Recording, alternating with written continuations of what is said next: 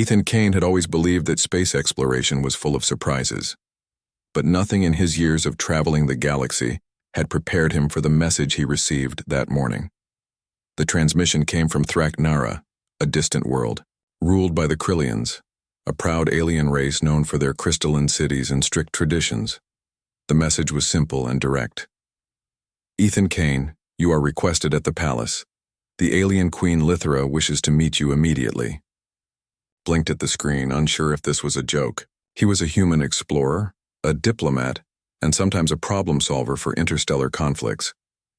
But being summoned by an alien queen? That was on a whole different level. Still, there was no way to refuse. In Krillian culture, ignoring a summons was considered an insult punishable by law. Ethan adjusted his flight jacket and boarded his small transport ship. The journey to Thraknara was long, but the view as he approached the planet made it worthwhile. Jagged, crystalline towers rose from the surface like giant shards of glass, catching the light of Thraknara's twin suns. The cities sparkled, in hues of green and violet, and rivers of luminescent liquid ran between the towers like veins of light. It was beautiful and intimidating.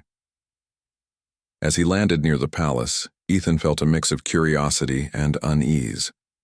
Krillian guards, tall and muscular, with shimmering scales, inspected him with sharp, angular eyes. They spoke little, only directing him toward the massive palace doors that gleamed like polished gemstones. Inside, the halls were vast and echoing, filled with statues of past rulers and alien tapestries depicting battles and alliances. Finally, Ethan was brought to a chamber at the heart of the palace. There, seated on a throne carved from a single giant crystal, was Queen Lithra. She was taller than most Krillians he had seen, with deep blue scales that shimmered as she moved, and eyes that seemed to look straight through him. The air in the chamber felt heavy, as if the walls themselves waited for him to speak. "Welcome, human," Queen Lithra said, her voice calm but firm. "You have traveled far to be here, but I did not summon you merely to greet you." Ethan nodded slowly. "Your Majesty, I am honored to be here. I am ready to assist in any way I can." The Queen leaned forward slightly. "I have watched your people for some time. You humans are curious, clever, brave, and I have decided that one of my daughters will be joined with a human." Ethan's stomach dropped. He frowned, trying to hide his shock. "Excuse me, Your Majesty, did you just say joined with a human?" "Yes," Lithra said. Her gaze was unwavering. "You will marry my daughter, Princess Celera. This union will strengthen the bond between our peoples. It is not a request, Ethan Kane, it is a command." Ethan's mind raced. He had negotiated alliances, solved disputes, and even faced alien armies, but nothing prepared him for this. I am honored, truly, but I am not sure if The council has agreed," Lithra interrupted. "The decision is final. You may attempt to refuse, but you know the consequences. Your species is respected yet small. One human cannot withstand the wrath of the Krillian people if he defies the Queen." Ethan swallowed hard. He looked around the chamber, trying to think quickly. He had to keep calm. Panic would only worsen the situation. "I understand. But perhaps we can first discuss the terms. I am not familiar with Krillian customs in such matters." Queen Lithra studied him for a long moment, then nodded. "You will have 3 days to learn about my daughter and her people. After that, you will accompany us to the ceremony. Fail to adapt, and the consequences will be yours." Ethan's heart pounded. 3 days. That was barely enough time to learn the language, customs, and expectations of an alien civilization, let alone prepare for a royal marriage. Still, he had faced impossible odds before. He could handle this. He had to. As the Queen dismissed him, Ethan was escorted to his quarters. The room was elegant but alien, with walls that glowed softly and furniture that seemed alive, shaped from some organic crystal. He sat on the edge of a floating bed and ran a hand through his hair. "Okay, Ethan," he thought. "You've dealt with hostile planets, pirates, and rogue AI. You can handle a little alien princess problem. He decided his first step was to gather information. He needed to know about Princess Solara, the Queen, and the Krillian people's traditions. Only then could he make sense of this impossible situation. The next morning, his research began. Ethan visited the palace library, a vast chamber filled with floating holograms and ancient Krillian texts. Translating the language was a challenge, but he quickly learned that Krillians valued strength, intelligence, and honor above all else. Royal marriages were not personal. They were political tools binding families and civilizations together. Refusing was unheard of, but humans had a reputation for ingenuity. Perhaps there was a way to make this work without losing respect or causing conflict. By the end of the first day, Ethan understood one thing clearly. Princess Solara was not just a figurehead. She was educated, trained in diplomacy, and probably more cunning than most humans he had met. She would not simply accept a marriage because the Queen commanded it. If Ethan wanted to survive, he would need to impress her, not with force, but with wit, courage, and respect. As the twin sons of Yi, Thraknara set, casting long shadows across the palace, Ethan stood by the balcony looking out over the glowing city. The scale of the world, the beauty and the alien life all reminded him of how small he was, but also of the potential humans had to leave a mark. "All right," he said quietly to himself. "Let's see what humans can do." Little did he know, the challenges awaiting him were not only political. They would test his courage, ingenuity, and heart in ways he could never imagine. And somewhere deep within the palace, Princess Solara was already aware of the human who had entered her life, and she was determined to test him from the next morning. Ethan Kane's nerves buzzed with a mix of curiosity and tension. Today, he would meet Princess Solara for the first time. He had spent the night studying Krillian customs, social rules, and even their body language. But no book or hologram could prepare him for the reality of meeting a living, breathing Krillian, royal. The palace guards escorted him through winding corridors lined with glowing crystals. The walls pulsed softly, as if the building itself were alive and strange alien plants swayed gently in the light. Finally, they arrived at the royal gardens, a vast space where bioluminescent flora stretched as far as the eye could see, filling the air with soft, colorful light. And there she was. Princess Solara stood near a fountain, her deep blue scales gleaming in the morning light. She was tall, elegant, and moved with a confidence that radiated authority. Her eyes, sharp and intelligent, locked on Ethan the moment he stepped into the garden. Unlike the Queen, there was no ceremony in her gaze, only curiosity and a quiet challenge.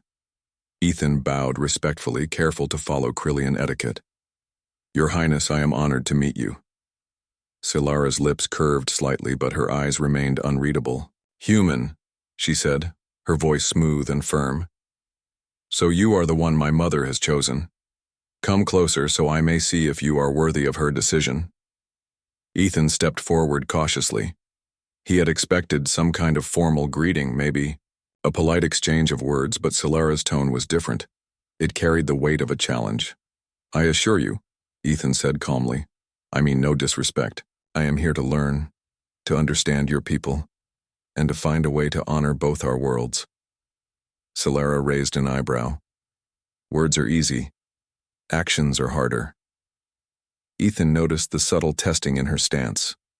She wasn't just curious. She was evaluating him, trying to uncover weaknesses. He remembered what he had learned about Krillians. They respected strength, intelligence, and courage above all else. If he wanted to earn her respect, he would have to prove himself quickly. Just then, a small creature darted out from the bushes. A luminous insect-like animal with wings that shimmered like glass. Solara's eyes widened, and before Ethan could react, she stepped forward to chase it. "The Krillian guardian flies," she called, laughing softly. "Catch it if you can." Ethan didn't hesitate. He sprinted, ducked, and leapt, managing to corner the creature gently with his hands. The creature buzzed in surprise but did no harm. Ethan carefully set it down near a flowering plant, and it fluttered away into the garden. Celera's expression changed. She had expected clumsiness, hesitation, or fear, but Ethan had acted decisively and calmly. "Not bad," she said, a hint of approval in her voice. "You have reflexes, and you respect life. That is unusual for a human." Ethan smiled slightly. "I have learned that survival often requires respect, not force. I hope that is something your people value as well." Celera studied him for a long moment. "Perhaps, but there is more to being a Krillian than reflexes and manners. You must understand our traditions, our strength, and our challenges. Only then will you truly see what you have agreed to." She led him through the gardens, explaining parts of Krillian culture. Some customs fascinated Ethan, such as the way the plants responded to emotions or how the fountains reflected the balance of the city. But Celera was more than a teacher. She was a test. She asked questions that had no clear answers, set puzzles that required him to think creatively, and observed his reactions carefully. At one point, they came to a deep pond filled with glowing fish. Celera handed him a small crystal and said, "Move the fish without touching them. If you—" The stars stretched endlessly outside the warship's hull, dark and silent, yet heavy with danger. Inside, Princess Vera felt the ship vibrate as engines hummed beneath her feet.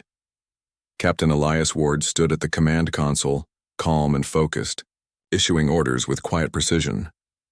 "Dravak fleet detected ahead," he said, pointing to a flickering red signal on the screen. "They are larger than expected. Brace for battle." Vera swallowed hard. She had read every military manual, studied every strategy, but reading was nothing like feeling the weight of reality. Ships carrying civilians and soldiers alike moved, nervously through the void. Alarm lights flickered. Each second stretched like a lifetime. The Dravak approached with terrifying speed. Their jagged ships, black as voidstone, tore through the space between systems, engines blazing with energy. Vera's heart pounded as she looked at the battlefield from the observation deck. "This is it," she whispered. "This is what they feared." Elias heard her and nodded. "Courage is not the absence of fear, Princess. It is acting despite it." The first wave of Dravak fighters attacked the colony below. Explosions lit the planet's surface like deadly fireworks. Ships fired plasma beams, striking buildings and defense stations. Humans and Zoran soldiers scrambled to respond. Vera could see civilians running, some trapped in the chaos. She clenched her fists. She wanted to shout orders, to do something, but she had no command here. Still, she remembered what Elias had said. Courage is action. She turned to the communication console. "Evacuation teams," she called. "Redirect to Sector 5. Take civilians to the transport ships immediately." A human officer looked at her in surprise but followed her instructions. Within minutes, hundreds of civilians were moving toward safety. Vera's hands shook, but she continued, directing each team with precision. Even among soldiers trained for battle, her clear mind and fast thinking stood out. Soon, other officers noticed. "Princess Vera is coordinating evacuations." One muttered, She knows what she's doing." Meanwhile, the battle raged outside. Human and Zoran ships launched in defense, engaging Dravak fighters in ferocious dogfights. Plasma beams sliced through the void. Explosions rocked the hulls of ships as crews scrambled to maintain shields. Elias piloted his ship expertly, weaving between enemy fire. "Stay focused," he shouted to the crew. "Hold the line, protect the colony." Vera remained at her station, eyes scanning the tactical screen. A sudden alarm flared. A Dravak ship had broken through the human defense and was heading directly toward a civilian transport. Without thinking, Vera grabbed the nearest manual targeting device. "I can help," she called to a nearby gunner. The gunner hesitated. "Princess, do it," Vera snapped. She took aim, calculated the trajectory, and fired. The beam struck true. The Dravak ship exploded in a burst of fire and metal. The room went silent for a moment. Then the crew erupted in cheers. Even Elias gave her a rare, approving smile. Well done, princess, he said simply. The battle continued for hours. Vera remained in the thick of it, giving orders, directing ships, and helping wherever she could. She saved dozens of lives and prevented further destruction to the colony. Soldiers whispered her name in awe. The human crew too began to see her not as a princess to be judged, but as a capable ally. Later in the ship's brief moments of calm, Vera finally allowed herself to breathe. Her uniform was streaked with sweat and ash from the battle, and her hands trembled from exhaustion. Yet she felt alive in a way she never had within palace walls. She had proven something to herself. She could lead. She could act. Elias approached quietly, placing a hand on her shoulder. "You did well today," he said, not as a commander, to a civilian but as a comrade. Vera looked at him, grateful and nervous. I just did what had to be done." He shook his head. "No. You did more than that. You inspired people. Courage like that is rare, princess. Rare even among humans."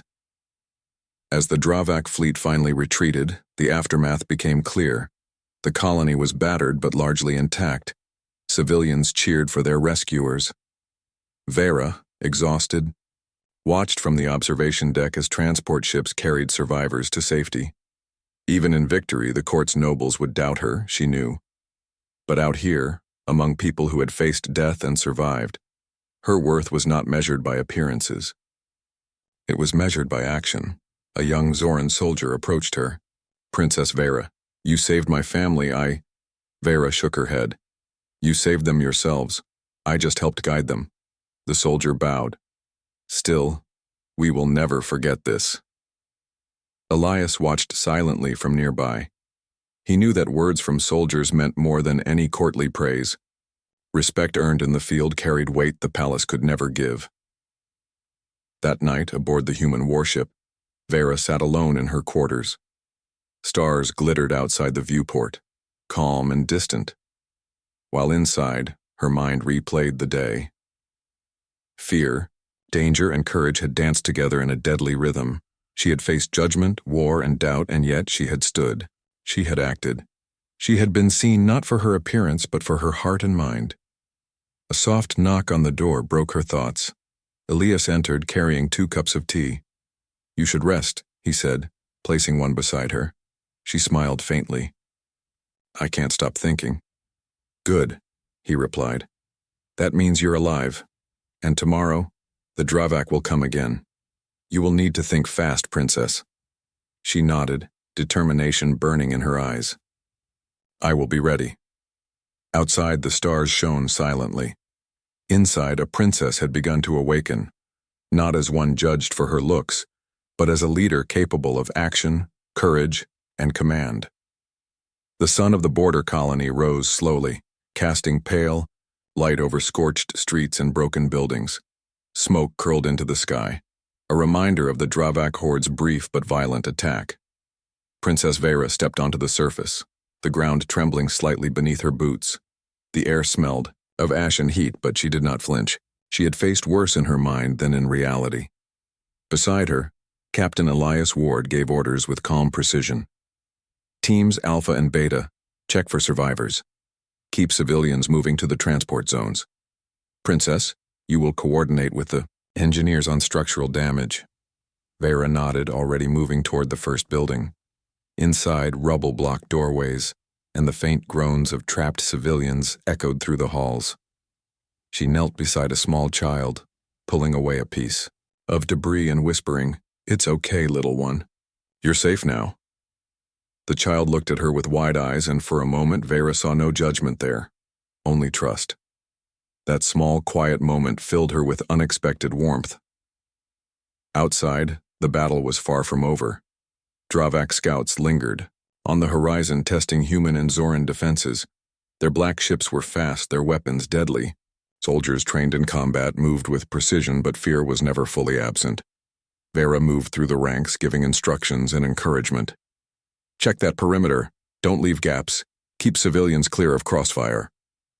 Her voice was calm but firm, and soldiers began to follow her guidance without hesitation. A young Zoran lieutenant whispered to another soldier. She is commanding more effectively than Admiral Kale did yesterday. The other nodded in quiet awe. Even seasoned soldiers could see that her mind worked like a well-tuned machine under pressure. Captain Elias approached her as another wave of Dravak fighters appeared. You're out here in the open, he said, pointing to her position near Rai, a defensive turret. Come inside the command tent. Vera shook her head. I need to see it with my own eyes. I cannot guide others if I stay behind walls. Elias studied her, then finally gave a small nod. Very well, but don't take unnecessary risks. Together they watched the Dravak approach. The alien ships were smaller than the main fleet but highly maneuverable. Vera identified weak points and instructed the human gunners on targeting. Shots fired and one Dravak fighter exploded in a brilliant flash of light. Excellent, Elias said, impressed. You have an eye for tactics. Vera's cheeks flushed slightly. She was not used to praise, especially from someone she respected so much. As the day wore on, Vera continued to prove herself. She helped guide reinforcements to trapped areas, coordinated medical teams, and even assisted in piloting small evacuation crafts. Soldiers began to refer to her by name with respect rather than the whispered ridicule of the palace.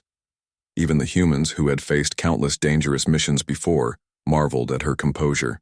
Lieutenant Merrick, a grizzled veteran, commented quietly to his comrades, I've seen war on 3 worlds.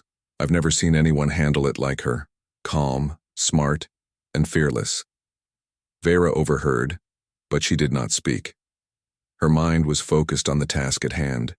Leadership, she realized, was about action, not applause. Back at the palace, word of her deeds reached the court. Noble advisors muttered in disbelief. She commanded humans? One whispered. Ridiculous, said another. The princess will only bring shame. But the reports continued. Civilians saved, soldiers guided, Dravak scouts repelled. Each message made the court's disbelief grow.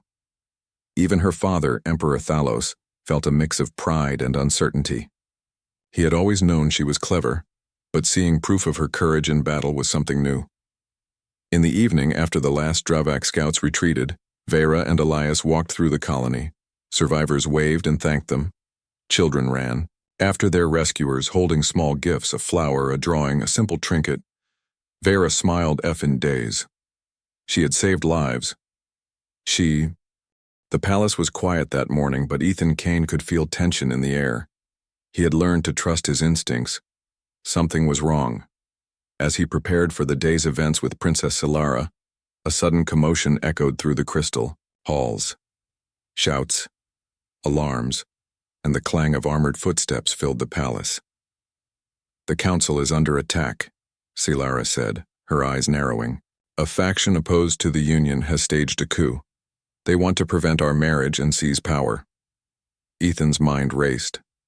He had faced hostile planets and alien creatures, but a political coup within a palace was something different, dangerous, unpredictable, and deadly. What can I do to help, he asked. Solara placed a hand on his arm. Stay close, act when necessary, and trust your instincts. You are human. You think differently. That may be our advantage. The palace corridors, usually orderly, were now chaotic. Guards shouted orders, some running to defend the queen, others trying to protect the princess. Rebels, masked and armed, moved swiftly through the halls, taking control of key areas. Ethan noticed their strategy. They had divided into groups to isolate leaders and capture or eliminate loyalists. Follow me, Solara said. We need to reach the central chamber and secure the queen. Ethan nodded. They moved quickly, dodging, falling debris and avoiding patrols. The palace, built of living crystal, responded strangely to the chaos. The walls pulsed and shifted, creating both obstacles and opportunities. Ethan realized that if they used the palace's natural design, they could gain an advantage.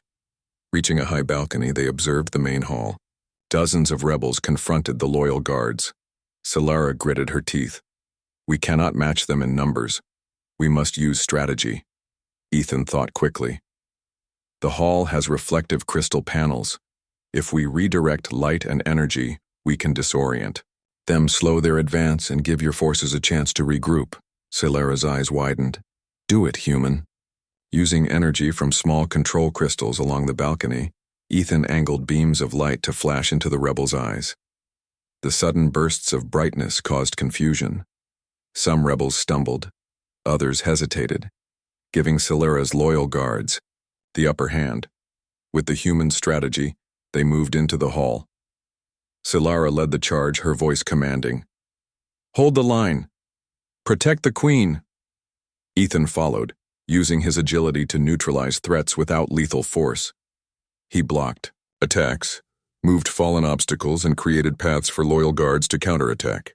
His quick thinking and human ingenuity turned the tide in key areas, showing the Krillian forces that the human was more than a pawn. He was a strategist and ally. During the chaos, Ethan spotted Varric, the council member who had openly doubted him. Varric was cornering a group of guards near the Queen's chamber. Ethan acted fast, creating a distraction with a burst of redirected light, allowing the loyal guards to intervene. Varric scowled, realizing the human had outsmarted him once again. Finally, they reached the Queen's chamber. The rebels had almost reached her, but Celera and Ethan arrived just in time. Celera faced the leader of the coup, a tall Krillian named Drelic, while Ethan used the palace's crystal energy to block escape routes. You underestimate humans, Ethan said, stepping forward. We survive against odds you cannot imagine. Drelic hissed but hesitated. Celera took advantage, striking decisively. With her skill and Ethan's support, they subdued the rebel leader. The remaining attackers scattered or surrendered when they saw their plan had failed. The palace fell silent. Guards regrouped, attending to the injured and securing the hallways. Queen Lithera emerged from her chamber, her expression calm but sharp. Well done, she said, her gaze meeting Ethan's. You have proven your worth in ways words could not convey. The council will no longer doubt your presence. Perhaps they will even respect it. Ethan nodded, catching his breath. I only did what was necessary to protect your people and the princess. Humans think differently, but we fight for what matters. Celera smiled faintly, her eyes reflecting pride and relief. And you have earned my respect, human. Today you showed courage, intelligence, and loyalty. Not many could have done what you did. The Queen stepped forward. This day will be remembered. Humans may be few in number, but courage is not measured by size. You, Ethan Kane, have shown that a single human can change the course of events on Thraknara. Ethan felt a surge of accomplishment. For the first time, he truly understood what the Krillians meant by strength. It was not just power or force, it was strategy, quick thinking, and the ability to inspire loyalty in others. As night fell, the palace began to recover. Rebels were detained, the wounded attended, and the council prepared to meet once more. Celera walked beside Ethan, her tone softer now. You acted decisively. You could have left this to me, but you did not. That is the mark of a true ally. Ethan shrugged, smiling faintly. I didn't act alone. We worked together. That's how humans survive and thrive. She looked at him thoughtfully. Perhaps your species has more to offer than I imagined. I am beginning to see that your presence here is not just political. It may be a gift to our people. Ethan felt the weight of her words. It was not just about survival anymore. It was about trust, respect, and building a legacy. Humans, small as they were, could inspire change, even in a world that had once underestimated them. As they stood on the palace balcony, overlooking the city now peaceful under the twin moons, Ethan realized the truth. The human spirit was resilient, inventive, and bold. Today had tested him in ways beyond anything he had faced before, but he had proven that humans could hold their own, even among the most formidable alien civilizations. Celera placed a hand on his arm. Tomorrow, we face new challenges. But for tonight, you may rest. You have shown that humans are not to be underestimated. Ethan nodded, feeling a sense of pride and determination. The trials had been dangerous, the palace a battlefield, but humans thrived in adversity. And together he and Solara were stronger than anyone in the court could imagine. The night sky stretched above Thraknara, glowing with stars, reflecting the promise of a future shaped not only by tradition, but by courage, ingenuity, and the human legacy. The palace of Thraknara shimmered under the light of twin suns as preparations for the royal wedding reached their peak. Crystal halls were polished, floating lanterns glowed softly, and courtiers moved with a mixture of excitement and nervous tension. The city had witnessed political turmoil, rebellion, and danger in the days before, but today marked a new beginning. Ethan Kane stood beside Princess Sylara in the ceremonial hall. The weight of what had happened in the coup still lingered, but the human explorer felt a quiet confidence. He had earned the trust of the Krillian people and their queen, and more importantly, he had earned the trust of Solara herself. The ceremony began with the hum of crystalline instruments, creating a sound both alien and beautiful. Queen Lithera presided, her presence commanding yet calm. The council members, once skeptical, now watched Ethan with respect. Some nodded subtly, acknowledging his role in saving the palace. Others, still cautious, studied him silently, weighing the future of this unprecedented union. Solara's hand rested lightly on Ethan's. He looked at her and saw a mix of pride, determination, and cautious optimism. She was no longer just a princess. She was a leader, a partner, and an ally, and he understood that their bond had grown beyond duty. It was founded on trust, respect, and shared challenges. The vows were simple but profound. Solara spoke of loyalty, partnership, and courage, acknowledging Ethan's bravery and intelligence. Ethan, in turn, promised to respect her people, to honor their traditions, and to face any challenge alongside her. The words carried weight, not only for them, but for the Krillian citizens who watched silently, realizing that this human was unlike any outsider they had ever encountered. When the ceremony concluded, a cheer rose from the assembly. Ethan and Solara stood side by side, united not only as a couple but as symbols of a new era. Queen Lithera stepped forward, placing a hand on Ethan's shoulder. "You have shown what I hoped humans could be, small in number but mighty in spirit. Your courage, ingenuity, and loyalty have earned a place in our history." Ethan bowed, respectfully. "Thank you, Your Majesty. I am honored to be part of your world, and I hope to show that humans can be trusted allies not just here but across the galaxy." Solara smiled. "We will build that future together, not as ruler and subject, but as partners. Your ways, human, may teach us as much as ours teach you." In the weeks following the wedding, Ethan and Solara worked to solidify the alliance. He introduced human methods of problem-solving and diplomacy, blending them carefully with Krillian traditions. Small innovations, efficient communication systems, strategies for resource management, and new training methods began to spread across the palace and the council. Some Krillians were slow to accept these changes. Tradition ran deep, and skepticism lingered. But Ethan's calm reasoning, humility, and courage won over even the most doubtful. He solved conflicts, inspired loyalty, and proved that humans could contribute in ways that Krillians had never imagined. One afternoon, as Ethan walked with Solara through the city's crystal gardens, he noticed children playing near the bioluminescent plants. "They are curious," he said. "Like humans, they will learn quickly if given the right guidance."